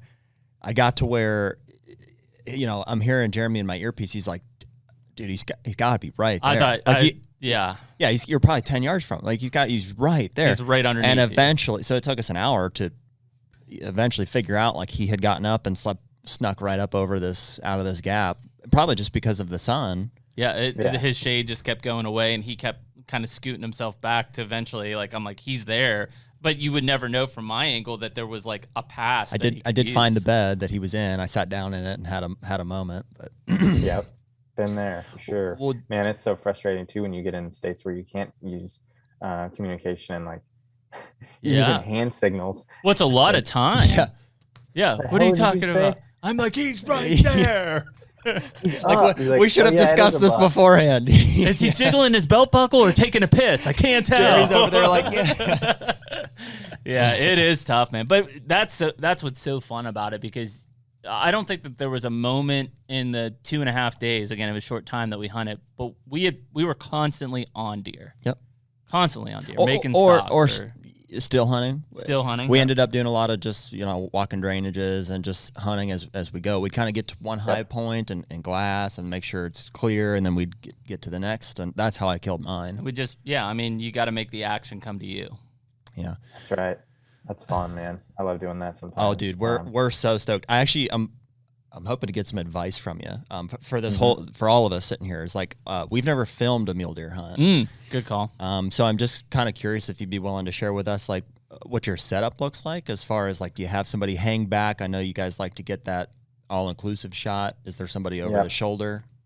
So it depends. If we have two guys that are able to film the hunt, that's an ideal setup, because then whenever we locate the deer where they're bedded or whatever, maybe he's on his feet or whatever, we try to get that second camera angle to a high point. And if the wind's right, man, sometimes if you have like a crosswind, you can get that other cameraman around the other side to where they can actually film the entire setup and like the hunter coming in on the deer. But And then the main camera guy, which obviously is always with one of us, whether we have a second guy or not.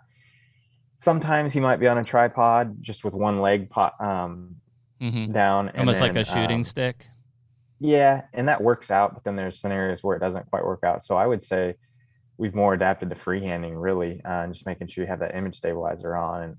And the biggest thing is just to make sure that that cameraman is pointed to that deer and knows exactly where the deer is prior to you drawing your bow. Like, that's the thing that it makes it hard, obviously harder, but it's something that we've all grown to learn. And just making sure whenever we're in tight on that deer, it's like, look, dude, all right, I see the deer. Here's his tine. Like, obviously he's usually bedded. It's like, all right, there's his velvet antler. You see him right there, or whatever. There's a tine. Like, make sure you zoom in, get your focus set on that his antlers, and then we'll either wait for him to stand up or I'm going to get him up. This is the guy. Yeah. This is the cameraman you've got hanging over back. His shoulder. Oh, over the shoulder. Yeah. Right. Yep. The guy right with you. I see. Yeah. So like in my North Dakota hunt last year, Chandler and I watched these bucks kind of go back to bed. I knew, like, we'd seen him the night before. He's in that ditch somewhere. Yeah, I know the feeling. Yeah, it was crazy. And it really wasn't even a ditch. It was almost like a thicket, a little thicket with just bedding all over, and there's like 20 deer in there. And we knew some of the bucks that were with him the night before, so we're like, all right, him or the other one has to be in. They've got to be in here. Like, there's really nowhere else for him to go. And they were with him, so they're here. So we get in there and, like, just investigating the situation, and all of a sudden one of them stands up. I'm like, all right, well, there's one of them. All right, he's gonna move he's moving beds because the sun's hitting him. So he moved and laid down. And I'm like, all right, he's right over there somewhere. So let's move in there, like a couple hundred yards, and we sneak in there, and we get to like 100 or so. And I'm like, all right, I see his antler, like he's right there. So, I let Chandler know right where he's at, and we get in there to I got all the way into like 22 yards. And like, all right, like, we're going to wait for him to stand up. And so we sat there for probably like 45 minutes to an hour. And Chandler's like, my battery's going to die. And I left my pack 100 yards back. I'm like, all right, well, we don't really have a choice. Well, now, you're fired. First of all. No, I would never fire him. But like, yeah, I was like, all right, well, that means we got to make him get up. And so, I'm like, all right, set your focus right there. Like, there's the hole, there's the window I'm shooting through. When he stands up, like, as soon as he is on his feet, my arrow is going into that hole right where I think his vitals are going to be. And thankfully that's what happened. And I'd done it once before in Utah where I was like, all right, I had a buck at 16 yards there, and I'm like, he's going to stand up right here. And as soon as he stands up to where my pin is going to be, that's when I'm releasing the arrow. And both times, fortunately, it worked out perfectly that way. And I feel like when you're in that tight, you can do that. But if I was out to like 30 or beyond, there's no way. Yeah, it'd be a lot tougher. Dude, people start doing stupid stuff with their rangefinders in that situation. Like, people set them down next to them, they'll throw them at deer. Like, it's like your most valuable thing. If that thing does anything other than what it's doing right now, you're gonna need it. I think it was an episode. It might have been called like Nodak back in the day. I don't know if it was Mike or the guy that you guys run around with out there. Like, he threw his rangefinder, and Mike's like, "How far?" He's like, "I don't know. I threw my rangefinder at." Yeah, it was Mike in Nebraska. He's like, how far? And he's like, I threw the rangefinder. I don't have it. Yeah. I agree. Yeah, don't throw your rangefinder. That's funny, man. But in both of those scenarios, when I've been that tight, I've never thrown anything. I've literally just peeked up really, really slowly until he can see me. The buck can see me, and both times they've whipped their head. Once they've whipped their head, I'm like, all right, he's literally going to be on his feet within a matter of a second, and that's when I'm ready to go and have my pin settled in right there where he's going to stand. And as soon as those vitals touch my pin, that's when I release the arrow. That's interesting, because I mean, especially for those mule deer too, like, I would assume first choice would be wait him out, because as that sun's changing, he's gonna get up and reposition at some point. Well, obviously, if they don't know you're there, that's ideal. Yeah, and then obviously if battery issues or whatever it is, then and that's the difference, because man, I feel like with a whitetail, that deer's gone. That deer is looking and snapping and breaking out versus that mule deer looking, snapping, and standing up. Well, Shawn, you might be interested to know, my mule deer last year saw us. Like, we saw him at the same time. We're still hunting these cutouts, and we were getting real close to the river. It was one of those things where we knew. I was like, dude, he's got to be here somewhere. We watched all these bucks walk across the river in the morning, and we came over this rise, and I think the sun was directly on us. It was. I want to say it was right. And we like locked eyes with this buck, and I just, I sat us back down like this, and we got out of sight. And I guess it was enough that we kind of peeked back up, whatever, 15, 20 seconds later, and he was kind of back to browsing. I was like, okay, well, we didn't like bugger him too bad. And there's like a bird that kept flying around on and picking his velvet off, which was really cool. And like, we couldn't see all the way up in this cutout. I was like, dude, we watched 5 or 6 bucks walk across that river. I said, there's probably some more up in here. I said, I don't know. I'm going to go this way. You go right and try to get a better vantage point. And so I kept creeping up, and like I kept not running into deer. And I'm like, okay, it's feeling safer and safer. And so at this point, I'm disconnected from Jeremy, and like we don't know what we're gonna do from this deer. He's maybe 100 yards, maybe. And I took my boots off at that point, and we decided it's a deer I would shoot probably. And he was 140-inch 3-year-old is what he ended up being. And so eventually, I just kind of had to make a break for it. I made a decision that there weren't any other deer that I could see in this little cutout, and this deer was working down off this rock shelf he was bedded on, and he got behind another rock fixture that was set in the middle of this like little basin. And when he got there, I leapt over and basically like fell down this hill as quietly as possible, and then booked it at that rock formation. And then I was like, as long as he didn't run out of here, like I'm within 30, 40 yards. And so I'm creeping up over, and I don't know if he's also going to come up on the same rock fixture or if he's still down in the drainage where I lost him. But sure enough, I was able to work all the way up on top of that next rocks fixture, and I peek over, and like, there he is, right where I had lost him. And I mean, I don't know, less than 10 yards. Yeah, 5, 6 yards. He's right there. That's how far your shot was? Yeah. Yeah. Oh, wow. Yeah. And so I was in a squat, and I drew my bow back, and then I just stood up right like that. And still he was just grazing down in it. And so he never, ever looked at me, and I just settled and drilled him right there at like probably 5 yards. It was nuts, man. Yeah. This deer was going to walk in front of me at 40. And so I'm looking for Jared, freaking out like, dude, he's going to come like because right that here drainage in front does of us. eventually wrap over in front. It would have been a further shot, but And then I see him like fall down this hill and like come up. I'm like, holy shit, he's going to be like right on top of him. Yeah. That was going to be my question, was if you were right next to him, Jeremy, with the rangefinder, if you stayed back, but I guess. I stayed back. No ranging required. I don't think I touched the rangefinder. I was like, point blank. When they're that close, you're like, okay, there's no point. It is nuts, man. It is a different experience. I mean, I think that kind of understanding deer behavior from maybe even being a whitetail hunter and just their movements and stuff helps a ton, especially just because I think that overall whitetail are way more spooky than a mule deer is.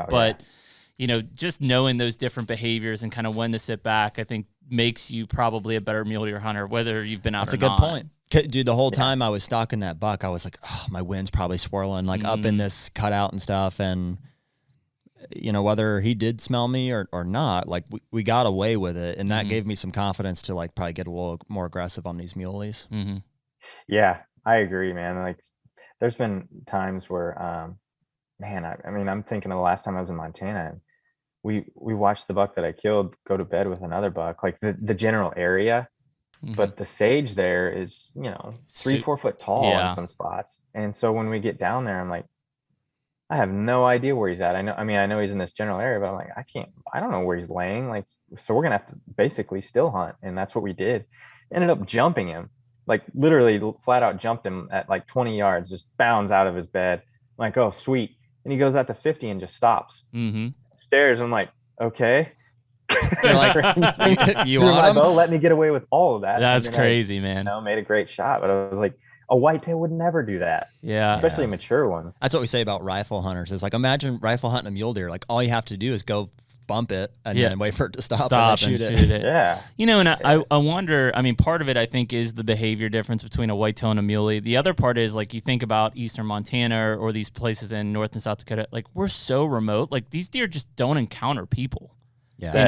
That is exactly what I was just getting ready to say. Like that buck, I don't think that he'd seen a person, at least close. Yeah. Maybe I don't know if ever, maybe like that close. That's so cool. That gives you that opportunity. And I look at a lot of these guys hunting mule deer. and even us last year, like we were probably way more conservative than we should have been. Like if you're going to sit on these peaks and wait for deer to like do the right thing, you're missing out, man. You got to bring the action to them. Like get in the game. Action. Yep.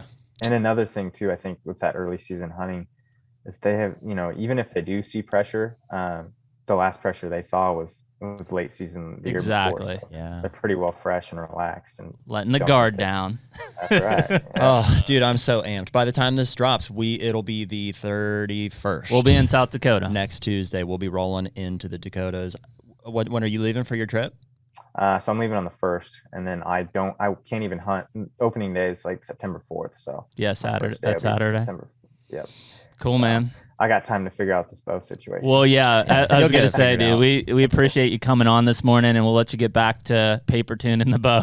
I apologize. I know we kept you like 10 minutes longer than I said we would. So you're fine, man. Well, dude, we definitely appreciate it, and we'd love to get you and Mike or whoever else back on maybe postseason to kind of recap what you guys get into. We're super stoked to know that you guys are going to be out there capturing some real good stories. That something that we always really enjoy with the Heartland stuff, and excited to bring our own this year too. And so thank you for sharing the contact of Colton with us. We're super stoked to have him on the team, and that's because of you guys. So I'm excited to see how you guys do. I appreciate you guys having me on, and I'll be looking forward to seeing how the Dakotas roll out for you guys.